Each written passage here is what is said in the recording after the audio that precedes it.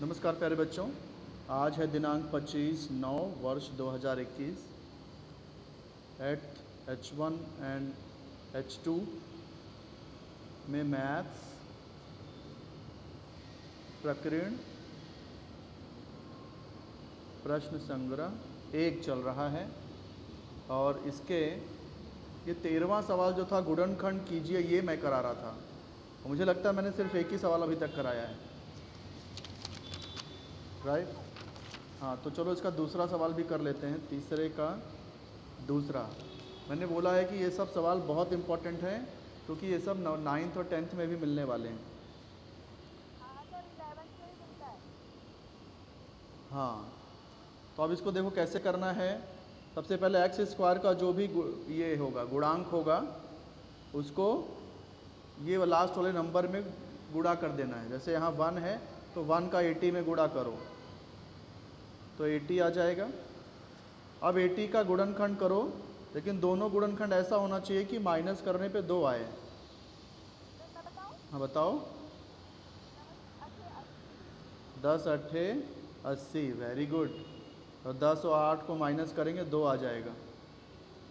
तो कैसे लिखेंगे? एक्स स्क्वायर, ये माइनस 10 है तो 10x लिखो, माइनस माइनस प्लस, इधर 8 है तो 8x लिखना है, फिर ये माइनस 80। अब यहाँ x कॉमन तो x माइनस 10 हो जाएगा, प्लस 8 कॉमन, वापस x माइनस 10 हो जाएगा। तो x माइनस 10 कॉमन हो गया, क्या बचा? x plus 8।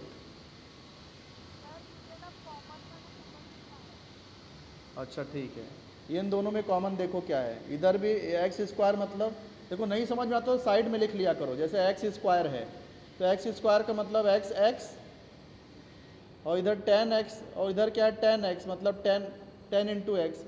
तो x दोनों में है कि नहीं? तो इसलिए x कॉमन ले लिया, फिर जो बच गया वो ब्रैकेट में लिखते हैं। यहाँ भी देखो 8x है, ये है 8x, और 80 का मतलब क्या होता है? 80 का मतलब भी 8 गुणे 10 होता है। तो 8 कॉमन हो गया, तो इधर x बच गया और इधर 10 बच गया। आप समझे? अब देखो ये वाले में और ये दोनों पद में x माइनस 10 कॉमन है, तो इसलिए x माइनस 10 कॉमन बचा क्या? x plus 8। ईजी है कॉमन लेना। तो ये तीसरे का दूसरा था। अब 13वें का दूसरा था, अब 13वें का तीसरा देख लेते हैं। क्या है यहाँ पे? 3x square minus 4x plus 1। कैसे करेंगे? 3 का 1 में गुणा कर देंगे, 3 इंटू 1 कितना आ जाएगा? 3 आ जाएगा। अब इस 3 का गुणनखंड करो, प्लस करने पे 4 आना चाहिए। 3 गुणे 1, यस। अब 3 और 1 को प्लस करेंगे 4 आ जाएगा। तो फर्स्ट, हाँ बताओ शीतल। नहीं बेटा, 3x स्क्वायर है यहाँ। 3x स्क्वायर माइनस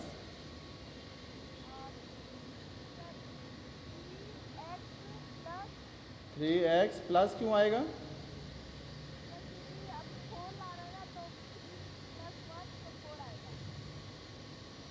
नहीं बेटा, मैंने कैसे बोला था? माइनस और प्लस है तो माइनस प्लस माइनस, ऐसा करना है। माइनस इंटू प्लस माइनस, हाँ। फिर 1x 1, तो देखो ये वही आएगा, minus 3x minus 1x minus 4x हो जाएगा। अगर आप यहाँ प्लस लिख देती तो ये तो माइनस 2x हो गया होता।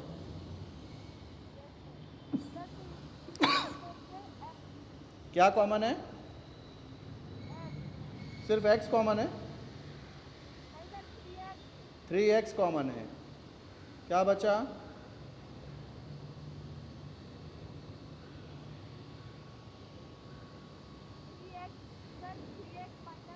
नहीं, 3 कॉमन हो चुका है, एक्स स्क्वायर में x कॉमन हो चुका है। x बचा, फिर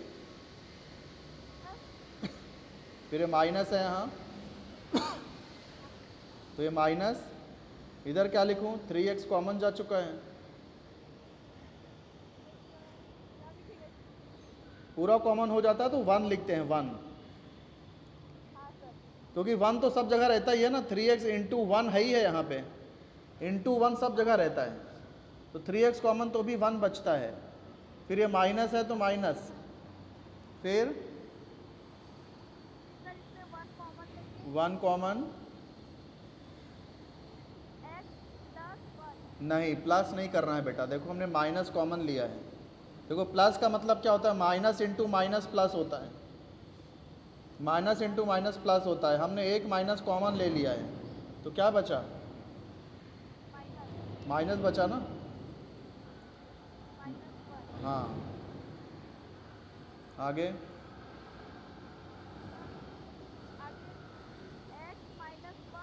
हाँ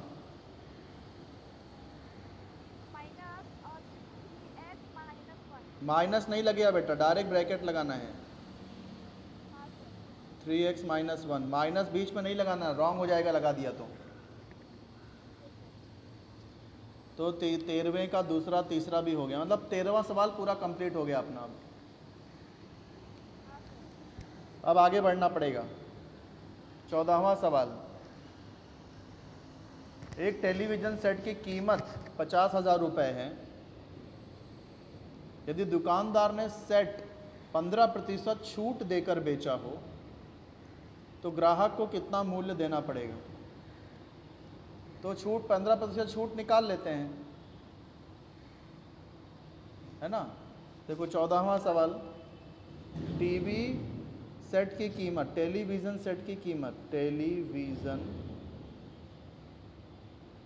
सेट की कीमत कितनी है, 50,000 रुपये। फिर प्रतिशत छूट कितना दिया है, प्रतिशत छूट है 15%। तो अब छूट निकाल लेंगे हम लोग, छूट कैसे निकालेंगे, 50,000 का 15%, तो 50,000 का यानी गुणा 15%, मतलब 15/100, जीरो, सॉरी चलो अब हो गया 50,000, तो 2 जीरो से 2 जीरो कट गया, क्या बचेगा, 500 गुणे 15, 15 जीरो जा जीरो, 15 जीरो जा जीरो, 15 बचे 75, तो छूट हो गई 7,500 रुपये। हाँ, अब ग्राहक को कितने रुपए में मिलेगी ये पूछा है ना। हाँ, तो विक्रय मूल्य कैसे निकालेंगे, उसका अंकित मूल्य माइनस छूट, अंकित मूल्य माइनस छूट। अंकित मूल्य कितना है, 50,000, छूट कितनी है, 7,500। तो देखो ज़ीरो में से ज़ीरो गया ज़ीरो, ज़ीरो में से ज़ीरो गया ज़ीरो, ये ज़ीरो से 5 नहीं जाएगा, तो हम लोग यहाँ से उधार लेंगे, ये 4 हो जाएगा, ये 9 हो जाएगा, 10 हो जाएगा, 10 में से 5 गया 5, 9 में से 7 गया 2, और ये 4, यानी ग्राहक को वह टेलीविज़न सेट 42,500 रुपये में मिलेगा, ऐसा लास्ट में लिखने का। इसलिए ग्राहक को वह टेलीविज़न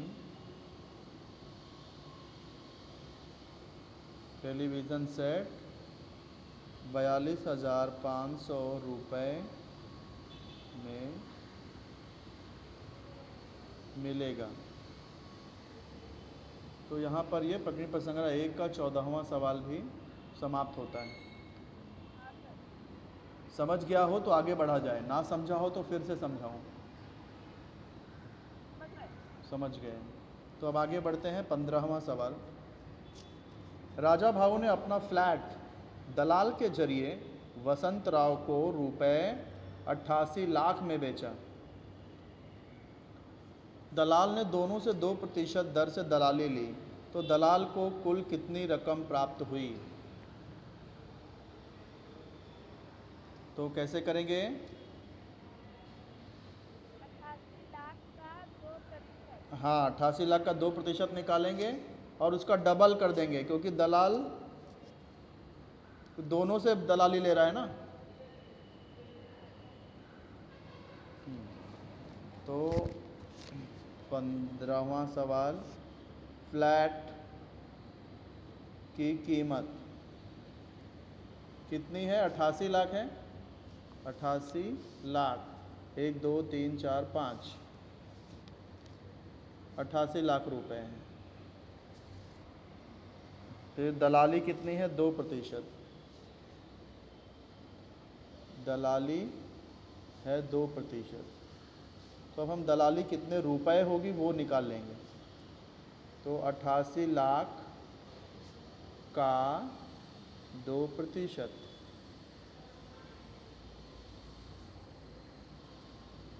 का यानी गुणा 2% मतलब बटे 100, 2 जीरो उड़ जाएगा, 2 जीरो जा 0, 2 जीरो जा 0, 2 जीरो जा 0, 2 अट्ठे 16 के 6 से लगा 1, 2 अट्ठे 16 और 1 17, यानी दलाली हो गई कितना? इकाई, दहाई, सैकड़ा, हज़ार, 10,000, लाख, 1,76,000 दलाली हो गई एक जन से। तो दोनों जन से दलाली हो रही है। तो दलाल क्या पूछा था? दलाल को प्राप्त रकम,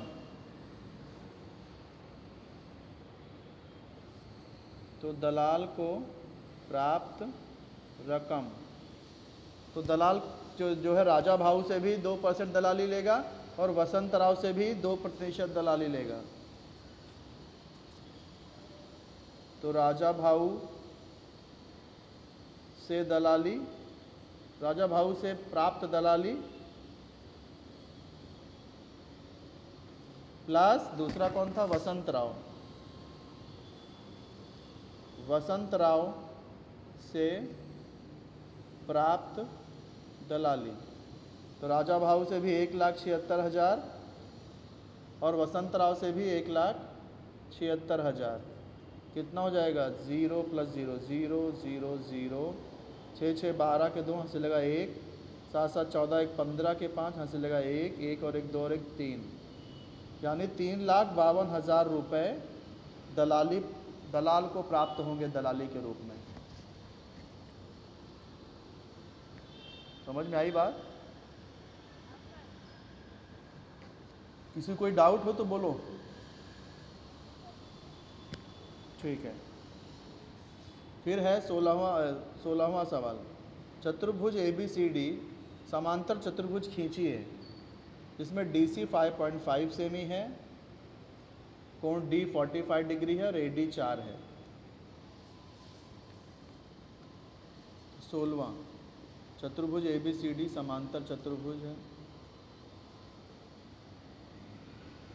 तो मैं कच्ची आकृति बता दे रहा हूँ।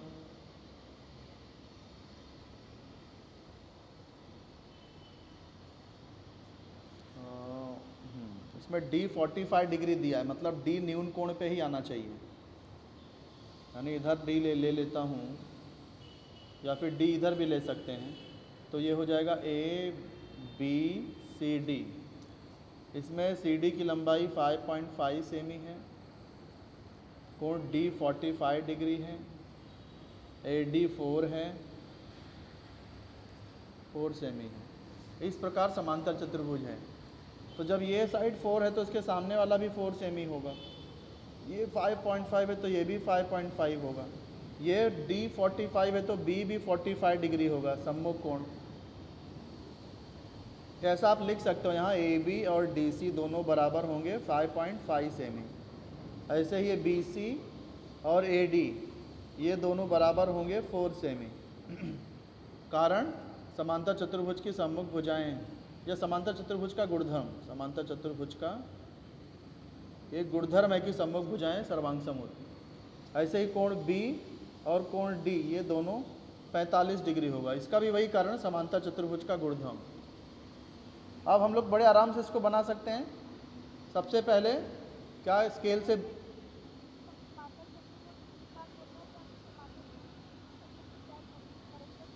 हाँ वैसा भी लिख सकते हैं, समांतर चतुर्भुज के सम्मुख भुजाएं सर्वांगसम होते हैं, समांतर चतुर्भुज के सम्मुख कोण सर्वांगसम होते हैं।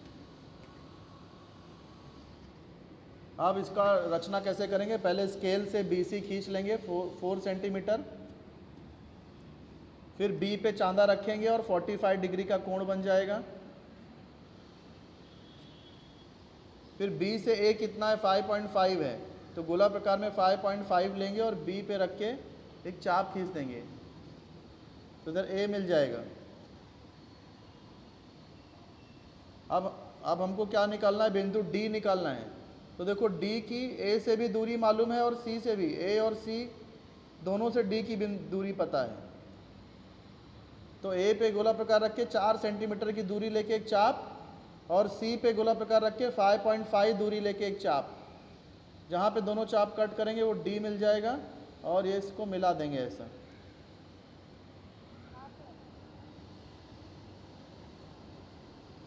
तो इस तरह से हो जाएगा। हाँ तो आप लोग इसको खुद से कर रहे ना बेटा, ठीक है। अब अंतिम सवाल है प्रकृति प्रसंग्रह 1 का,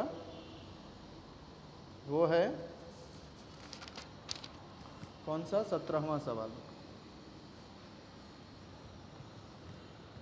तो 17वां सवाल में क्या दिया, रेखा L और M समांतर है। रेखा L और रेखा M ये समांतर हैं। फिर ये रेखा P और Q, रेखा P और दूसरी है रेखा Q।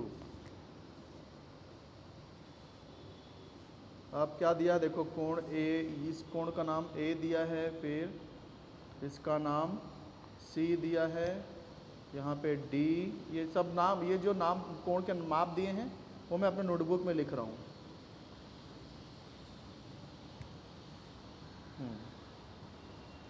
तो अब देखो यहाँ पर क्या दिया है,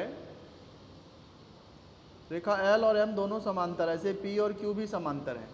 मतलब हम ऊपर और नीचे के भी कोण ले सकते हैं, लेफ्ट और राइट के भी ले सकते हैं, क्योंकि ऊपर और नीचे की भी लाइन समांतर है और लेफ्ट और राइट की भी लाइन समांतर है। तो कैसे करेंगे, देखो सबसे पहले A और 78, देखो कोण A और 78 कौन से कोण बन रहे हैं, ये जो 78 अंश वाला कोण है और ये जो कोण A है, क्या कैसे कोण है, ये संगत कोण है ना, F जैसा बन रहा है। तो A का मान 78 डिग्री आ जाएगा, कारण संगत कोण।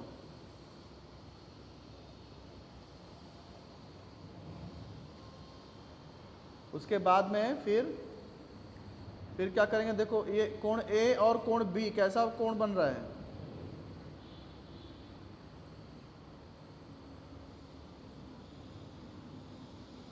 कोण A कोण B कैसे कोण है, देखो Z जैसा आकार बन रहा है ना, ये कोण A और ये कोण B।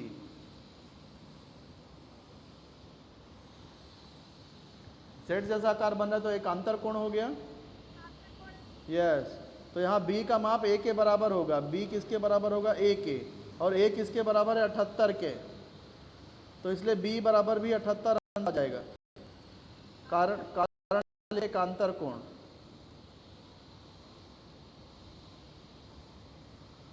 फिर अब देखो B और D कौन कोण दिख रहे हैं, B और D,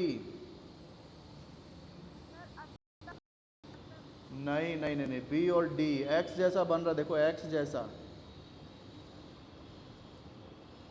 ये कोण B है और ये कोण D है। मैंने क्या बताया था, जब दो कोण X जैसा बनता है तो क्या बोलते हैं उसको, भूल गए,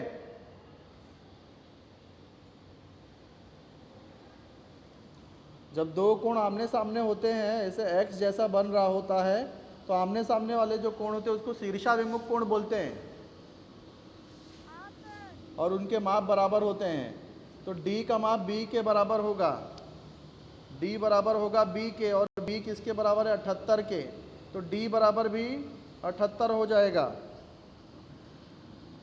कारण शीर्षाभिमुख कोण।